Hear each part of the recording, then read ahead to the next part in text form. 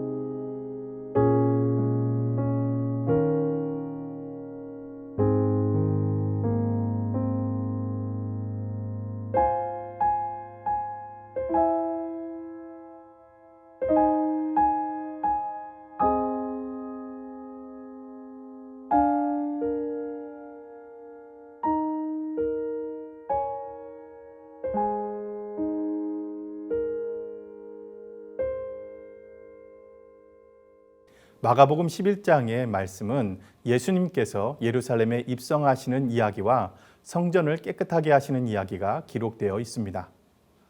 예수님께서 예루살렘에 올라오셨다는 것은 공생의 마지막 사역을 감당하기 위하심이었습니다. 그런데 본문을 보면 예수님의 사역이 무엇인지 제대로 이해한 사람들이 없어 보입니다. 예수님은 수많은 사람들의 환호와 기대와는 전혀 다른 일을 감당하셔야 했습니다. 예수님은 예루살렘에 들어가시기 전에 아무도 타보지 않은 나귀 새끼를 데려오라고 말씀하셨습니다. 이것을 타고 들어가시겠다는 것이죠. 수많은 사람들이 예수님께서 예루살렘에 들어오시는 것을 환영했습니다. 그들은 예수님께서 메시아로서 드디어 큰 일을 하러 오셨다라고 기대하고 있었습니다.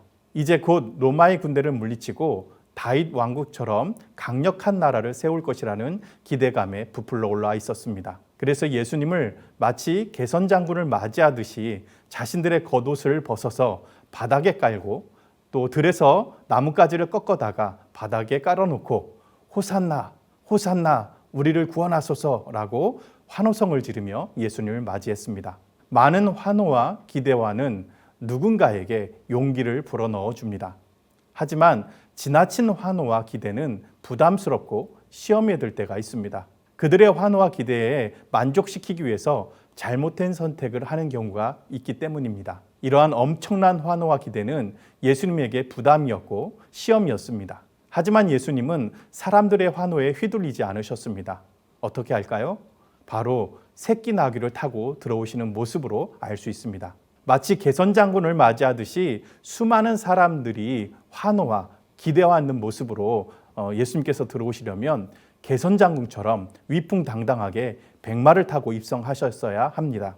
하지만 예수님은 그들의 기대와 환호와는 전혀 어울리지 않는 볼품없는 나귀 새끼를 타고 모습으로 입성하셨습니다.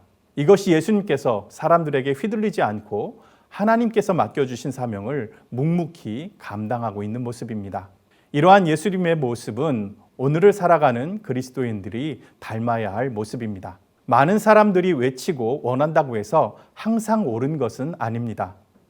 자칫 다수의 이익을 위해서 소수를 희생시킬 수 있는 포퓰리즘에 빠질 수 있기 때문입니다.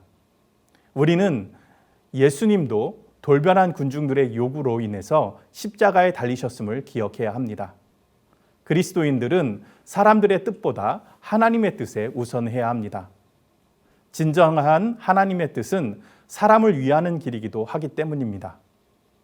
예수님께서 나귀를 타고 예루살렘에 들어가신 것은 스가랴 선지자가 시온에 따라 크게 기뻐할지어다 예루살렘에 따라 즐거이 부를지어다 보라 내 왕이 내게 임하시나니 그는 공의로우시며 구원을 베푸시며 겸손하여서 나귀를 타시나니 나귀의 작은 것 곧 나귀 새끼니라 라는 스가랴 선지자의 예언을 성취한 것이기도 합니다.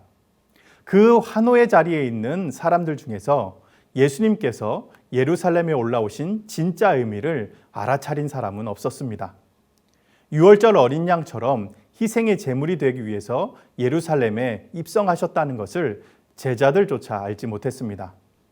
엄청난 환호와 기대 속에 예루살렘에 입성하신 예수님은 성전에 들어가셔서 모든 것을 둘러보셨습니다. 그리고는 아무 말씀도 없이 조용히 제자들을 데리고 예루살렘을 빠져나와 제자들과 함께 쉬시러 베다니 마을로 자리를 옮기셨습니다.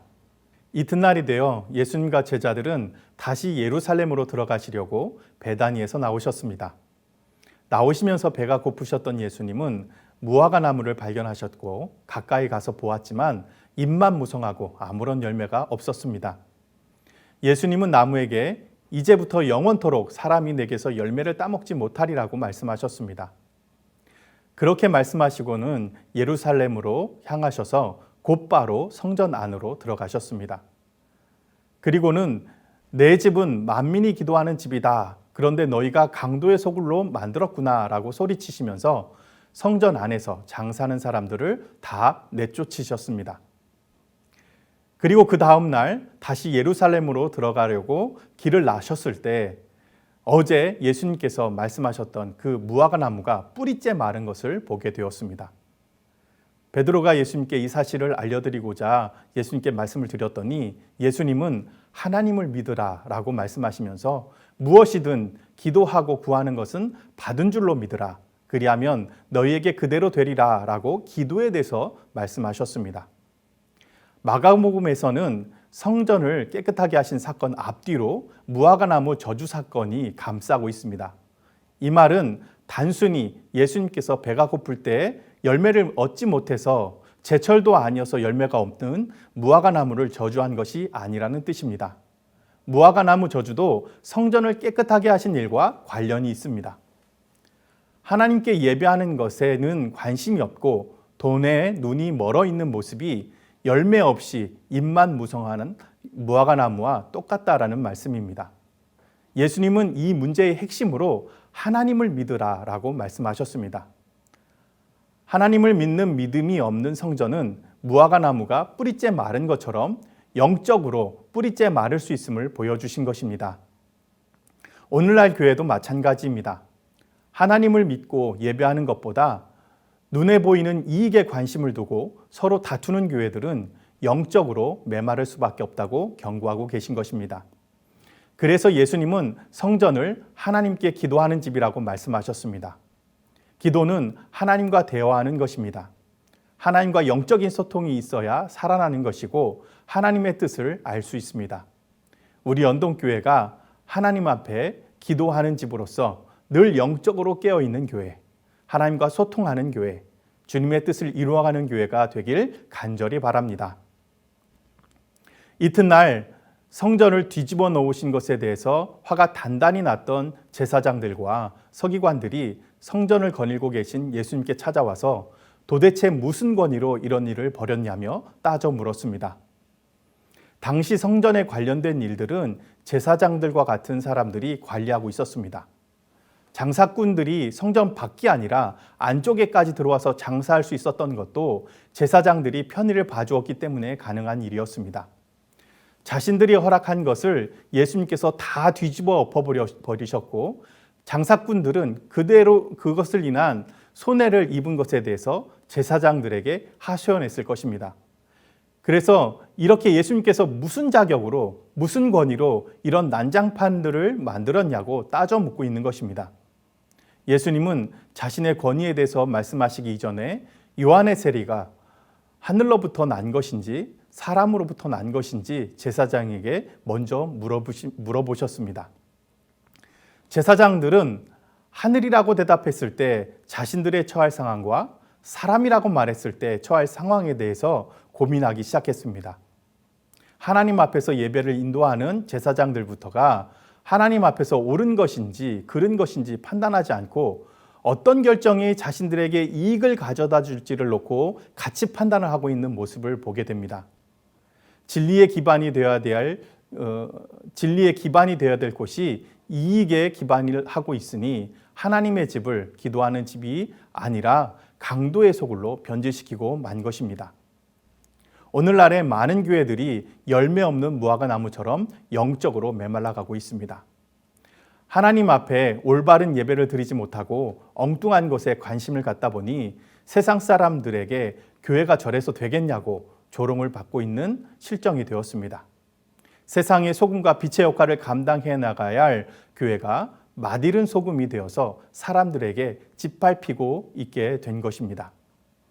영적으로 메말라가고 있습니다. 이제 교회는 주님께서 단호하게 말씀하셨던 것처럼 하나님을 제대로 믿어야 합니다. 우리 연동교회가 하나님을 제대로 믿는 교회, 또 하나님께 더 친밀하게 기도하는 교회, 하나님 앞에서 올바른 믿음을 세워가는 교회가 되기를 간절히 바랍니다. 우리 다 같이 세 가지 기도 제목을 놓고 함께 마음을 모아서 기도하기를 원합니다. 하나님의 자녀된 우리들이 주님처럼 겸손한 예배자로 서게 하소서. 나 자신의 이익을 위해 하나님의 뜻을 저버리지 않게 하소서. 영적으로 메말라가는 이 시대 속에서 하나님을 향한 믿음을 바로 세우는 연동교회가 되게 하여 주소서. 이와 같은 제목으로 함께 마음을 모아 기도하시겠습니다.